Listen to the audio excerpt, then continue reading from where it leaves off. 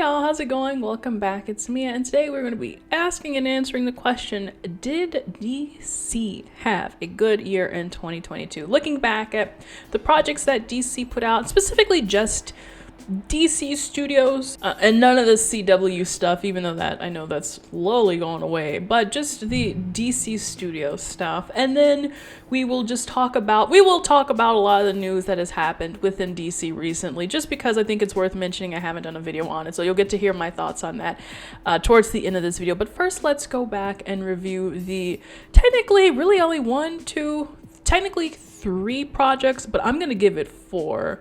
Because the Sandman came out as well this year, even though it's not really part of the superhero universe, if that's what we're counting it towards. But yeah, looking back in the year in review, a lot of things changed for me this year because DC probably came out with one of the best movies for me ever, which is The Batman. I talked about that movie for like 4 months straight, guys. You gotta be tired of me talking about it by now, but I'm coming back because it's our year in review. It is so funny. I don't know if I told this story, but one of my best friends texted me, and this was before I started relaunched my channel, and she was like, "Are you going to see the Batman movie?" And I was like, I don't know, I might just see it when I see it, maybe when it comes on HBO Max. And it's just one of those funny things where you have like absolutely no regard for it, and then all of a sudden you finally end up seeing it, and it just changes your entire world. So needless to say, yeah, I love the Batman.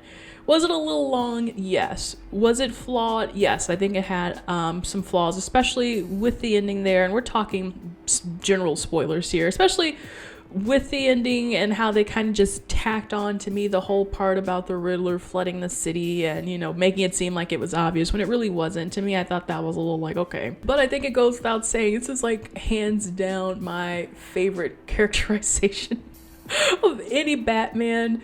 Emo Bruce Wayne, emo Robert Pattinson. It just fits, it just works. And so I think still it was just a really strong movie as far as DC goes. And I'm really excited that James Gunn is giving Matt Reeves the go-ahead to continue with his sequel, to continue with this Battison verse that they're building out with the Penguin series. And I believe they're gonna do an Arkham series, we'll see. So needless to say, yeah, I love this movie. I'm not gonna wax on poetically about it anymore, but this was a really strong movie, and it made me have some high hopes for DC, because I was never really a DC stan up until that point.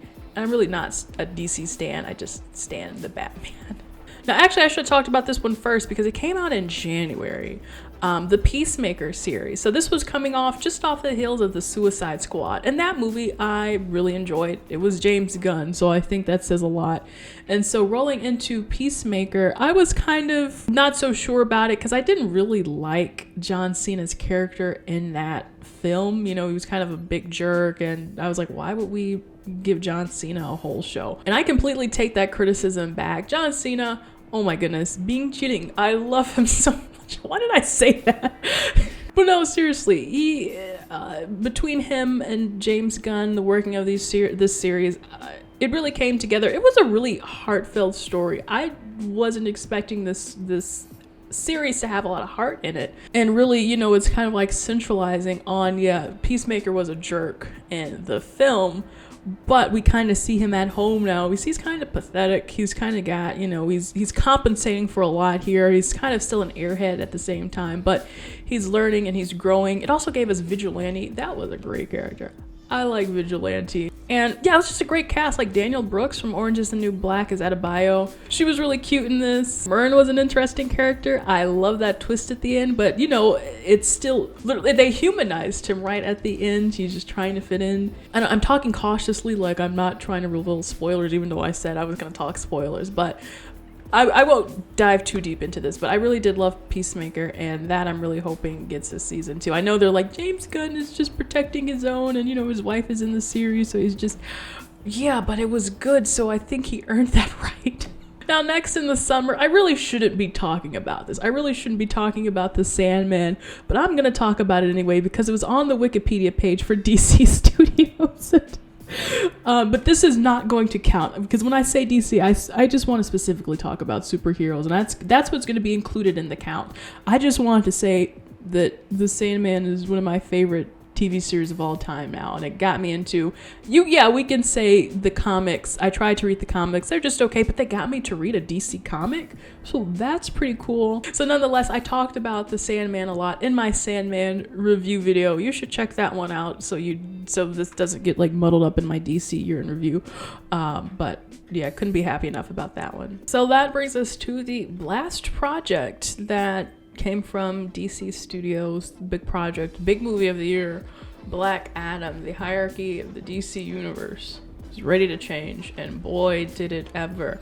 If you saw my movie review, you know I absolutely hated Black Adam. It was one of the movies of all time, if that says anything. And it just, Dwayne Johnson, yeah, I'm sure he's a nice guy, he really means well, but I mean, man, for this movie to have been in development for so long, I mean, it's kind of like, what do you expect?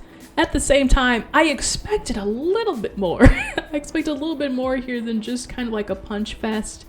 And so that was just really, I would say, disappointing. Not like I had huge expectations for it anyway, but still it is to an extent disappointing, just because, there's really no character development. There's really no straightforward plot. There's a lot of nothing going on in that movie. And so, yeah, couldn't have been more disappointed in a film. And we may as well just roll on to the news now. No surprise that Dwayne Johnson, right, Black Adam, got the pink slip, not gonna be part of the DC universe anymore. And I think it's like, yeah, we all saw that coming. The numbers were looking bad, the ratings were looking bad, reviews were looking bad. And so honestly, maybe James Gunn could have saved Black Adam, and not just James Gunn specifically. He's gonna have a big team, but with his oversight is when I say, James Gunn could change it. What I think is going on here, though, is that James Gunn is really cleaning house and is just saying,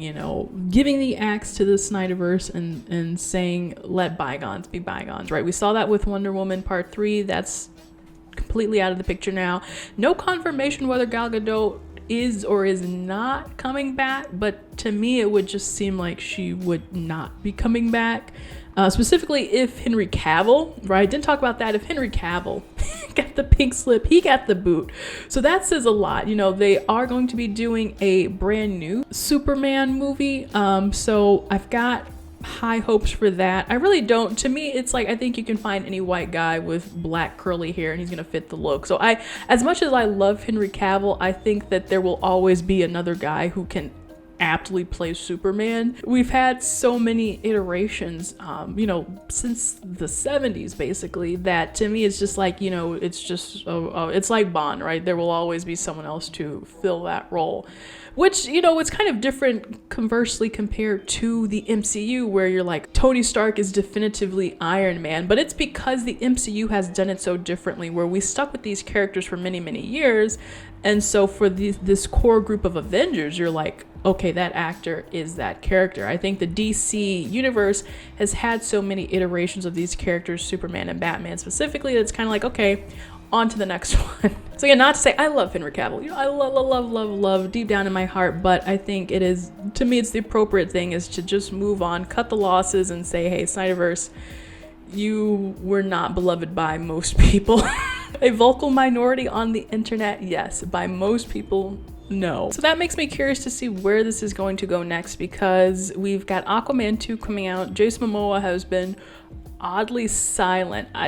Maybe they're waiting for Aquaman 2 to come out before they say this is the end of Aquaman's trajectory. And I'm sure for Ezra Miller, I'm pretty sure they're out. I'm pretty sure that this is the end of the Flash. We're never going to get another Flash movie, at least not with Ezra Miller.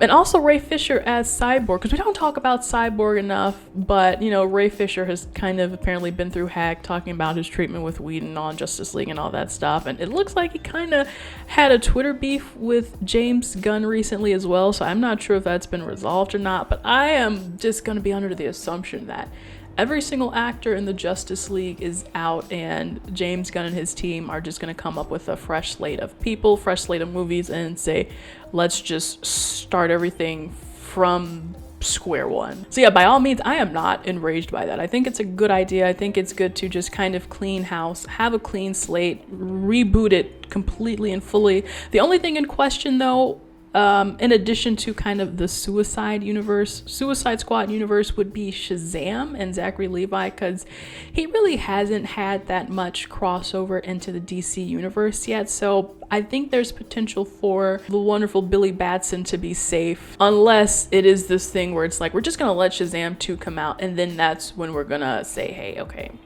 Shazam is done for. I really enjoyed Shazam. I think the second movie is probably going to be really enjoyable. But again, because he's still technically kind of connected to the DC universe, DCEU. You know what? Here's what I think. I don't think it's a matter of the DCEU. I think it's a matter of the Justice League. I think James Gunn is really trying to clean house of the Justice League, and then the stuff on the perimeter like Shazam and like Peacemaker, the Suicide Squad, because Margot Robbie, I really would love to see her continue to play Harley Quinn in this universe. I think she's a really great Harley Quinn, and that's one of the roles I wouldn't like to see recast. So all that to say, I didn't answer the big question is, did DC have a good year in 2022?